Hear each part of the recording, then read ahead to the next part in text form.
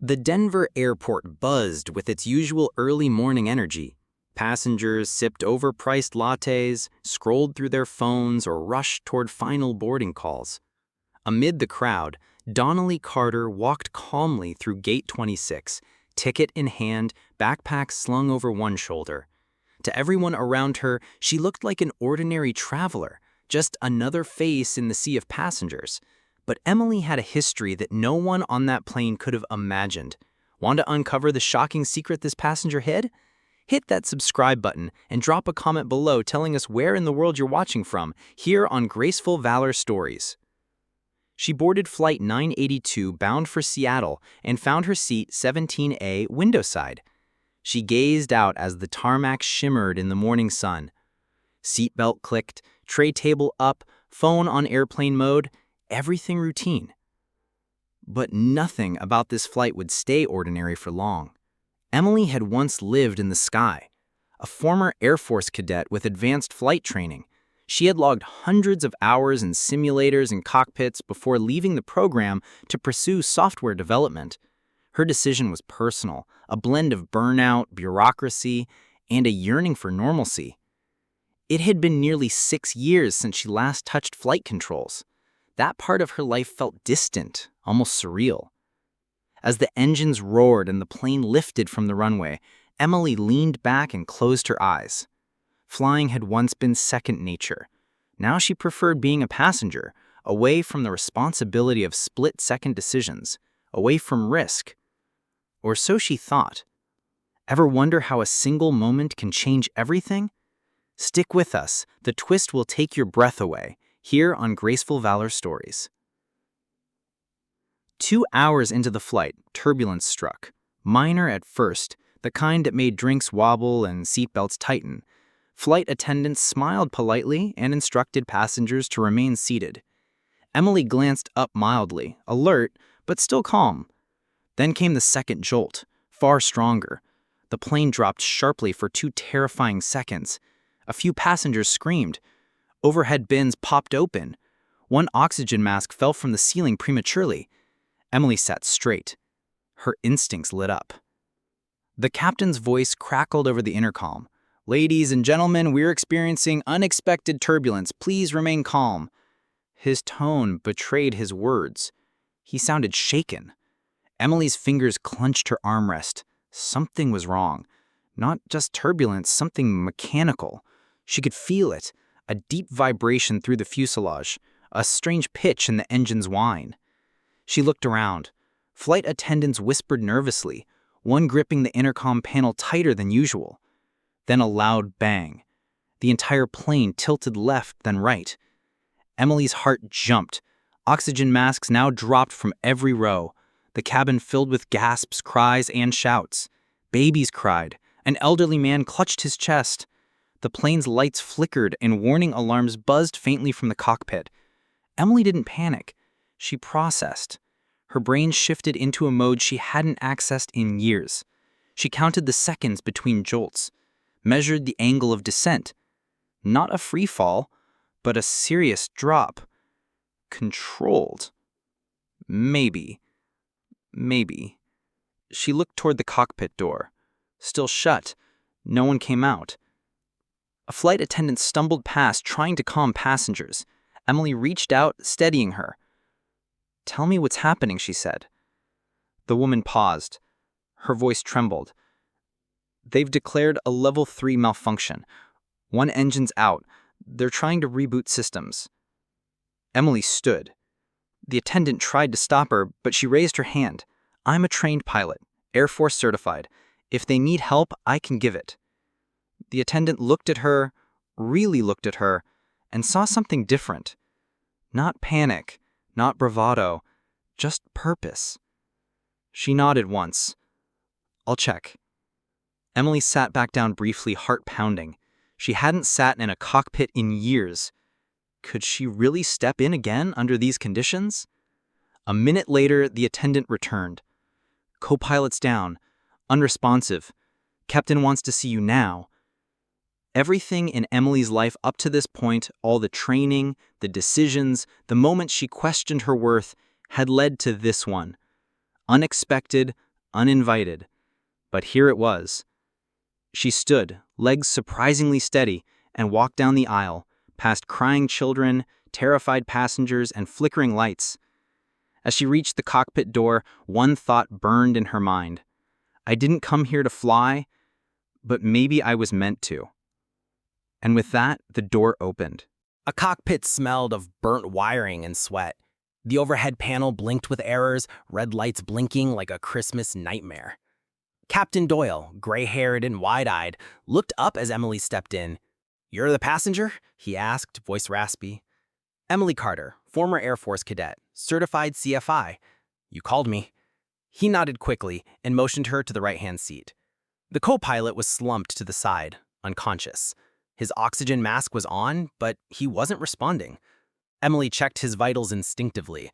Pulse weak, shallow breathing, likely a pressure-induced faint. She slipped into his seat without hesitation. "We've lost the left engine completely. The right one's overheating. Autopilot's dead, navigation systems are glitching.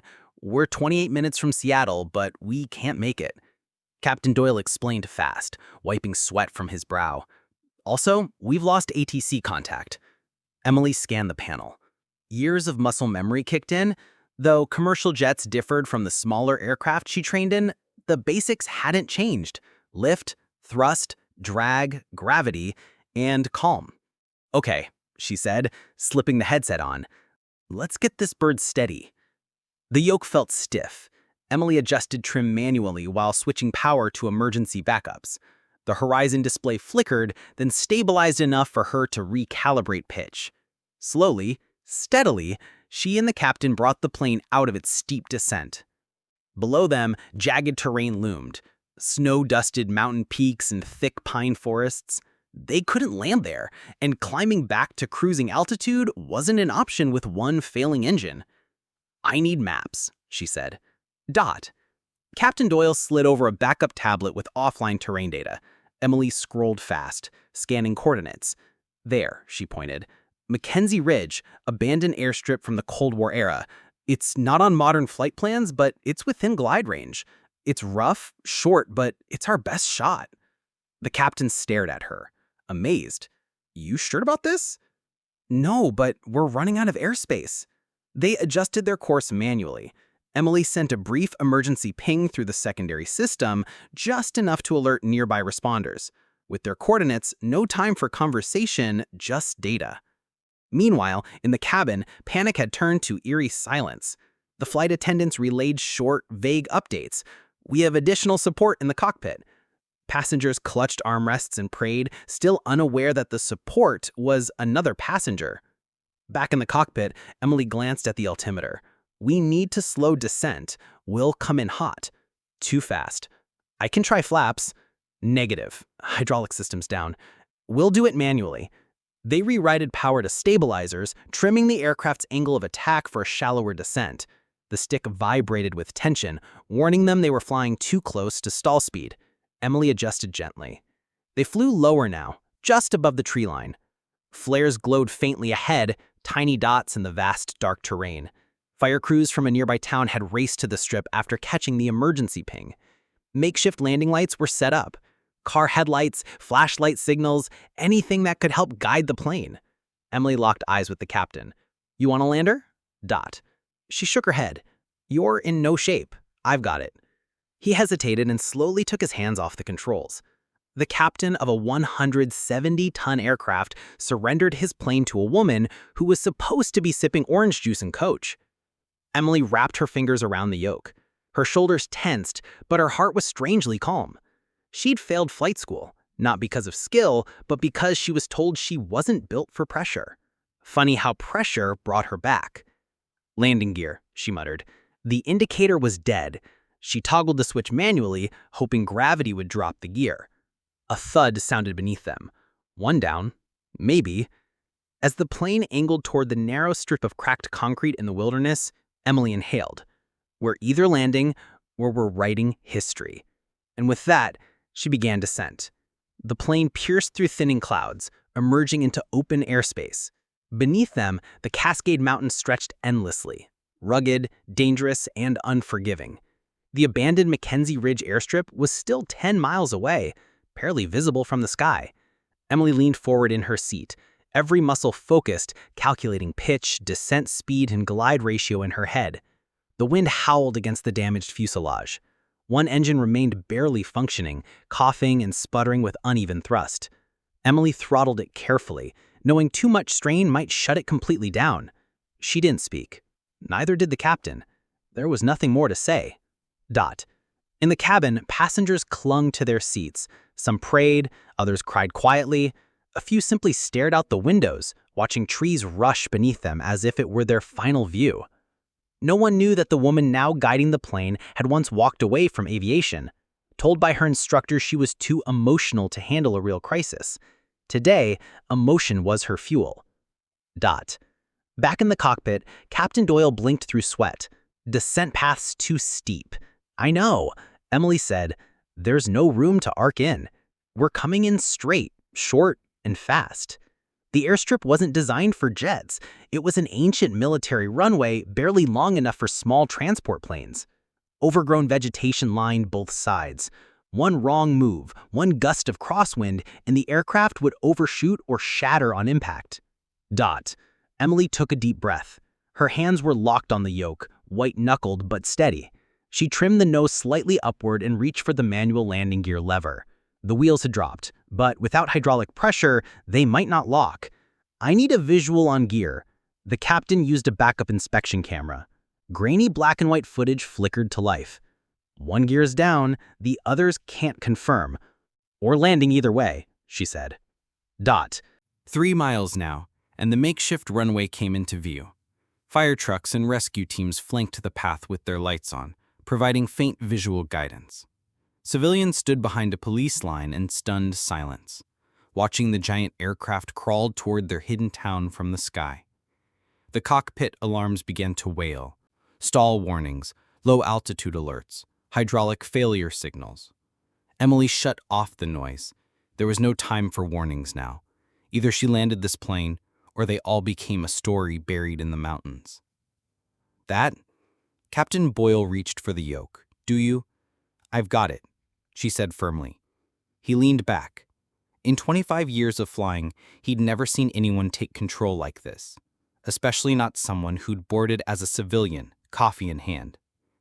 With one hand, Emily adjusted throttle. With the other, she manually flared the wings.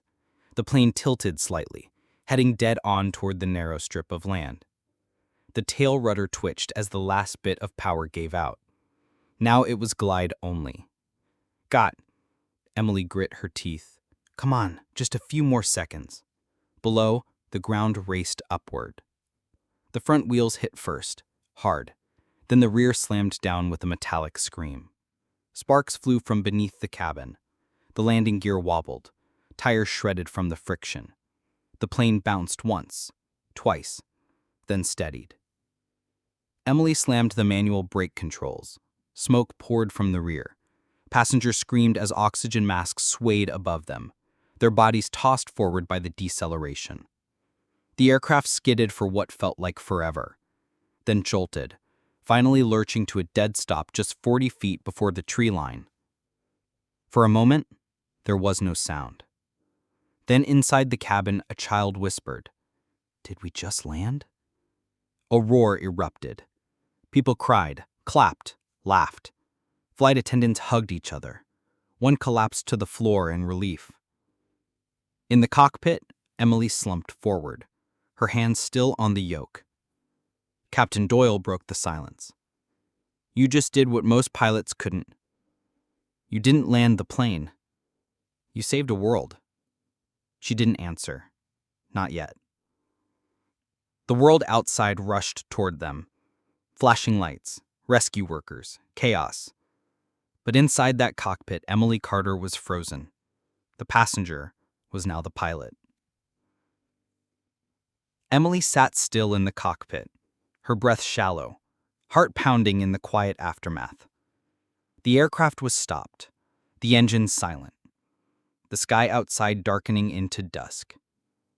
Inside the plane, the dim emergency lights bathed everything in a soft red hue. She could hear the sobs of passengers, the disbelieving laughter, the gasps of survival. But in her seat, her hand still gripped the yoke. Her brain hadn't caught up yet. She had done it. They were alive. Captain Doyle turned toward her, face pale, expression unreadable. For a moment, he said nothing. Then slowly he extended his hand. That was the most impossible landing I've ever seen. And you did it. Emily blinked, looked down at his hand, and finally let go of the yoke to shake it. Her fingers were sore. She hadn't realized how tightly she was holding. On. We need to get the passengers out, she said. Her voice was rough, barely audible. Doyle nodded. Emergency exits. Let's move. Outside, emergency crews were already racing up to the aircraft. Firefighters sprayed the overheated engine with foam while paramedics prepared stretchers, not knowing what to expect. The cabin doors opened, inflatable slides deployed, and one by one passengers began evacuating down to safety. Some were carried, others crawled. A few kissed the ground. Emily exited the cockpit last. She stepped into the cabin and for the first time met the eyes of those she had saved. A woman with 2 children clutched them close and mouthed, "Thank you." An elderly man tried to stand and salute her. One teenage boy just stared wide-eyed, like he'd seen a superhero. She didn't know how to respond. She simply nodded, moved through the aisle, and helped guide the last group out the rear door. When she finally stepped onto the cracked concrete of Mackenzie Ridge, a cheer erupted. Not organized, not even conscious, just spontaneous, raw, and deeply human. Survivors clapped, cried, and pointed toward the plane behind her. Paramedics rushed over. "Are you injured?" She shook her head. "I'm fine." The co-pilot, still unconscious in the cockpit. "He needs help first." They rushed past her, and she stood there motionless, surrounded by the chaos she had narrowly beaten. Searchlights cut through the night. Helicopters arrived. Reporters began to swarm behind the police line. News vans were already rolling up the Ridge Road. Emily turned and looked at the aircraft.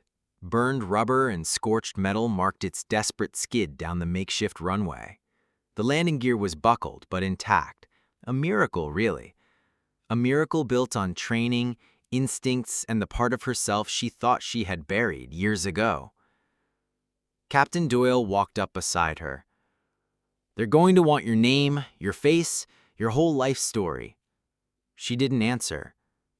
"They're calling it the landing of the century," he added. "But between us, I've flown for 30 years. I would have never tried bad. I would have ditched in the trees."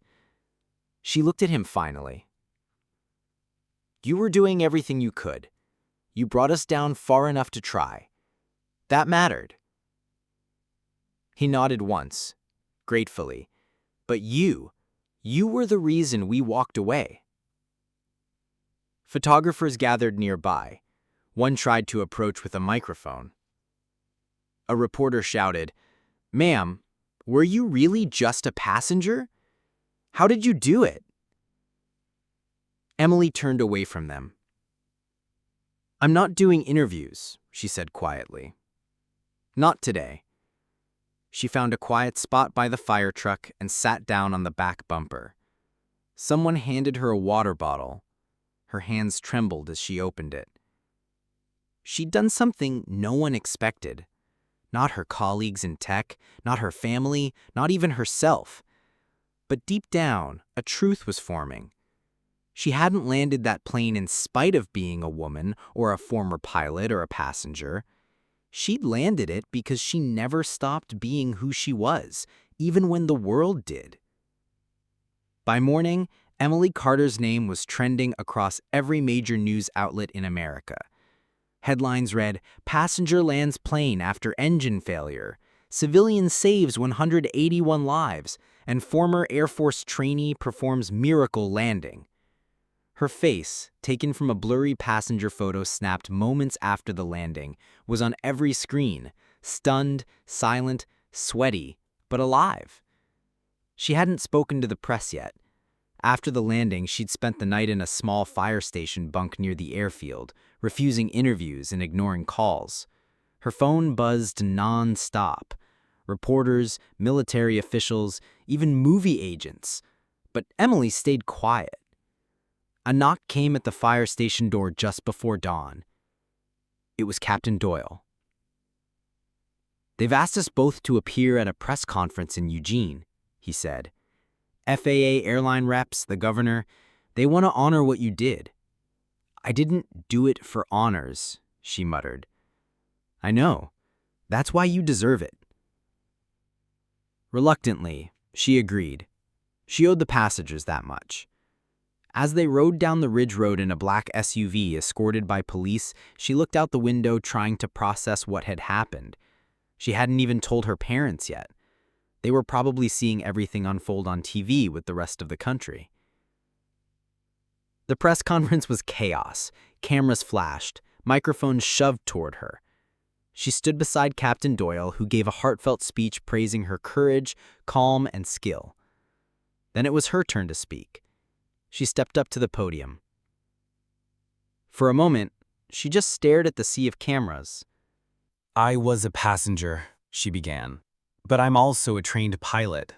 One who walked away from flying years ago because I was told I wasn't cut out for high-pressure situations, that I wasn't suited for emergencies." She paused, voice steady but sharp. "Well, this was an emergency." Reporters scribbled furiously. Emily continued. "I didn't save that plane alone. The captain gave me space. The crew stayed composed. The firefighters lit the runway. Everyone played a part. But yes, I flew the plane. I landed it.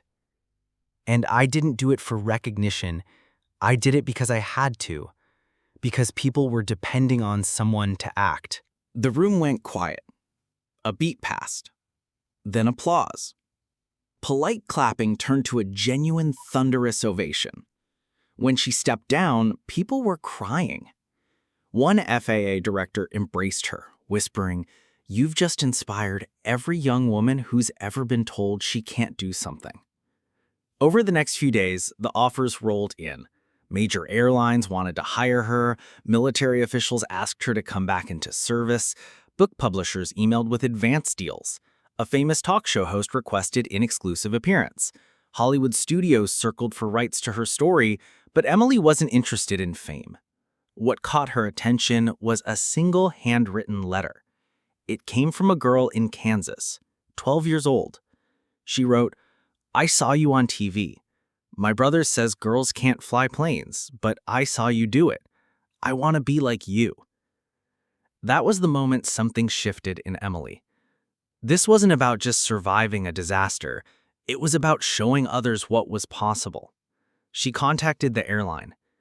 "Instead of a speaking tour or a sponsorship, I want you to fund a flight training scholarship for girls, minorities, anyone told they're not cut out for it." The airline CEO personally called her to say yes. That week, the Emily Carter Flight Academy Fund was born. And while she still refused interviews, she did make one quiet appearance, visiting a local flight school in Seattle to speak to young cadets. Her message was simple. Courage doesn't mean you're not scared. It means you take the controls anyway. Weeks passed. The frenzy cooled, but Emily Carter's story continued to ripple through the nation. Aviation schools reported a spike in female applicants. Young girls now carried notebooks with her quotes written on the covers. At airports, strangers stopped her. Some cried, some hugged her, all thanked her. Still, Emily avoided the spotlight. She had no publicist, no social media presence. She kept flying, but from the ground, as a mentor, not a hero. One evening, as she locked up the small flight academy she'd helped open outside Seattle, a black government vehicle pulled into the lot. A tall man in uniform stepped out. "Ms. Carter?" he asked. "Lieutenant Colonel Marcus Shaw, U.S. Air Force." Emily felt her chest tighten.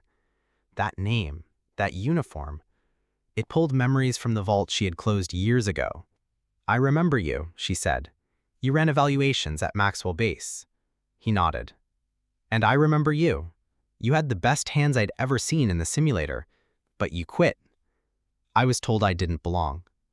Shaw nodded as if expecting the response. You were told wrong, and some of us knew it. But the system, it didn't know how to value what it couldn't measure. Emily folded her arms. Why are you here, Colonel? He pulled a small folder from his jacket and handed it over. Inside, a recommendation letter, a formal invitation, a reinstatement package. We want you back. Full certification, advanced tactical and emergency response training, civilian or military track. Your choice. She blinked. This because of the landing? This is because the world saw who you really are under pressure, in chaos, when lives are on the line. That's not something we teach. That's instinct. That's leadership. And honestly, we need more of you. Emily stared at the papers.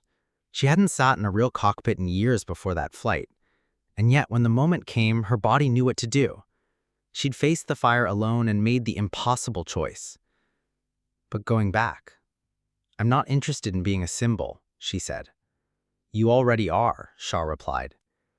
But what you do with that, now that's the part you still control. He left her with the folder, no pressure, just a nod of respect as he drove off into the dusk. That night, Emily sat on her porch staring at the sky. She remembered being 16, standing on a runway for the first time, watching fighter jets roar into the clouds. She remembered how badly she wanted to be part of that world. Not to prove something, but because she loved the sky, the silence, the power, the freedom. And she remembered the day she walked away after being told she wasn't tough enough, calm enough, command material. But now she'd landed a 170-ton commercial jet on a broken airstrip using instinct, memory, and sheer will. Something even seasoned captains said they'd never attempt. And people weren't applauding because she was lucky. They were applauding because she'd done what few others ever could. She opened the folder again, reread the letter. The words didn't pressure her. They invited her. That weekend, she made her decision. She called Shaw. I'm not coming back full-time. There was a pause on the line. Understood? But I will teach, she said. Not in classrooms, in the air, with real trainees. Real emergencies. You want pilots ready for chaos? I'll show them what it means to stay level when everything's falling apart. Shaw laughed softly. That's the best possible outcome. The next week, Emily Carter began a new role, special instructor for advanced in-flight emergency simulation. She trained not just on theory, but on mindset, instinct, and the rare courage to act when no one else will. The woman who was once just a passenger now shaped the next generation of pilots. It had been 3 months since the landing. Emily Carter had found a rhythm. Part flight instructor, part mentor, part quiet legend. She avoided fame, but she couldn't avoid legacy. Flight crews around the country requested her as a guest trainer. The Carter Fund, her scholarship program for underrepresented aviation students, had already funded 12 new cadets. Her days were long, full of simulators, student drills, and quiet afternoons in the hangar. One rainy evening, as she finished a debrief at the academy, her assistant walked in. "There's someone here to see you," she said. "He says he was on your flight." Emily froze. She stepped out into the lobby where a teenage boy stood nervously, damp from the rain, a duffel bag at his feet. He looked up and gave a sheepish smile. "You probably don't remember me," he said. "I was in seat 23C. I watched you walk to the cockpit." Emily stared for a beat, then slowly nodded. "I remember." He took a deep breath. "My name's Jacob. I was flying to Seattle to live with my dad after my mom passed. I thought that flight was going to be the end of everything. I was sure I'd never land." Emily softened. A lot of people felt that way. "But you changed it," he said. "When I found out it was you, a passenger that landed us, something in me shifted. I couldn't stop thinking about it." He reached into his bag and pulled out a worn notebook. He opened it and flipped through pages filled with sketches, airplanes, cockpits, diagrams, checklists. "I want to fly," he said quietly. "I want to be like you." Emily felt a lump form in her throat. Jacob continued, I've been reading manuals, practicing on simulators online. I work part-time at a mechanic shop to save for lessons, but it's going to take years. I thought maybe, I don't know, maybe you could tell me what I need to do. Emily stepped forward and took the notebook from him. Flipping through the pages, she saw potential, not just in the sketches, but in his eyes. She saw what she once had, a hunger to rise, to control the uncontrollable, to escape gravity itself. Have the right instincts, she said. You just need the right tools. Jacob smiled, but it was a sad smile. Tools cost money. I know that. Emily handed the notebook back. You ever heard of the Carter Flight Fund? His eyes widened. That's yours? She nodded.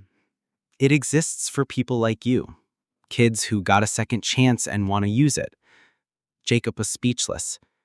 Fill out the application. She added, better yet, don't bother. You're already accepted. Your full training will be covered. He stared at her, lips trembling. Are you serious? I don't hand that to just anyone, but you showed up. You came here. That takes more than most people realize. Jacob tried to speak, but instead hugged her. Sudden, tight, full of every emotion he hadn't said. Emily was surprised at first, then returned the hug. You're going to fly, Jacob, but more than that, you're going to lead. That night, after he left with his acceptance packet in hand, Emily sat alone in the empty hangar. Rain pattered on the roof. Outside, mist curled over the runway lights. She thought of all the things that had brought her here. The dismissal from the Air Force, the years away from the skies, that cursed flight, the panic, the cockpit, the impossible landing, and now this boy. She didn't need trophies or headlines. She didn't want medals. This was her legacy, changing lives one quiet story at a time. The years that followed were a quiet revolution. Emily Carter never sought fame. She didn't chase accolades or television appearances. Instead, she built something far greater, a community of pilots, dreamers, and survivors inspired by her story. The Emily Carter Flight Academy became a sanctuary for those told they couldn't, wouldn't, or shouldn't fly. Jacob graduated first in his class. His name was now one among dozens of young aviators who owed their start to a passenger who once took the controls in an emergency. Women, minorities, and underdogs found wings through the Carter Fund, soaring where doors had been closed. Emily herself returned to the cockpit once more, not as a passenger, but as an instructor, confident, calm, and fierce. Each flight she led was a lesson not only in mechanics, but in courage. She taught pilots to trust instinct, to embrace fear, and to own the moments when everything seemed lost. One crisp autumn afternoon, as the golden sun dipped below the horizon, Emily sat by the window of the small control tower at Mackenzie Ridge. The runway was repaired, modernized, and busy with new planes, a far cry from the abandoned strip that once saved lives. She watched a young woman taxi a small plane down the runway, lifting into the sky with practiced ease. It was Jacob's sister, another scholarship recipient. Emily smiled, feeling the familiar pull of the sky in her chest. Her phone buzzed. A message from Captain Doyle. Flight 982 reunion next month. Your place of honor is waiting. She typed back, I'll be there, but let them know I was never alone up there. That night, as she prepared to attend the reunion, Emily reflected on her journey. From the passenger seat to the cockpit, from fear to leadership, from silence to legacy. She realized that heroism wasn't about glory. It was about the quiet strength to act when no one else can. It was about lifting others when they fall. It was about turning moments of crisis into chapters of hope. As she boarded the plane once more, this time as a respected pilot and mentor, Emily felt the sky wrap around her like an old friend. The hum of the engines, the rush of wind, the endless horizon. They reminded her that every flight, every moment, was a chance to rewrite the story. She was no longer just a passenger. She was a pilot of lives, dreams, and futures. And the sky, vast, unpredictable, and beautiful, was hers to command. Here on Graceful Valor Stories.